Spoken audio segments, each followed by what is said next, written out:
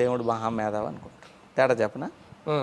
మీరు మామూలుగా మీ పని అవ్వాలనుకోండి, ఒక రాజకీయ నాయకుడి దగ్గరికో పెద్ద అఫీషియల్ దగ్గరికో వెళ్ళారు. వెళ్తే ఏం చేస్తారు? ఆయన సార్ మీరు సూపర్ సార్, మీ షర్ట్ అదిరిపోయింది సార్, అసలు మీరు మీసం తిప్పారు, భలే ఉంది సార్ అని ఆయన పొగుడుతాం. నెక్స్ట్ ఏం చేస్తాం? లేకపోతే ఒక స్వీట్ ప్యాకెట్ ఇస్తాం మన పని అవ్వటానికి, లేకపోతే ఆయనకి ఒక శాలువా కప్పుతాం. ఇవన్నీ కుదరకపోతే ఒక ప్యాకెట్ డబ్బులు లంచం ఇచ్చి మన పని చేస్తారు కదా. దేవుడి దగ్గరికి వెళ్తారు.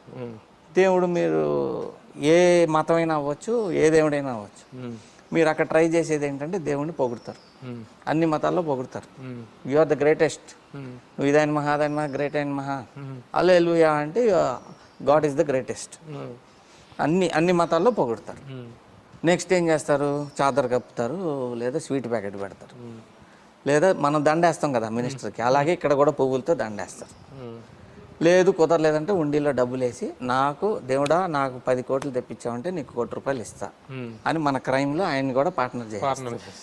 అంటే ఏమనుకుంటున్నారు? ఇవన్నీ వేస్తే దేవుడు మన మాయలో పడతాడు, మనం చెప్పిందంతా వింటాడు అని. వీటికన్నీ పడ్డం ఆయన మహామేధావి.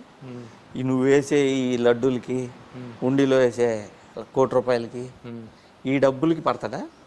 దేవుడికి డబ్బులు అవసరమా? నీ పొగడతలకు పడతాడా?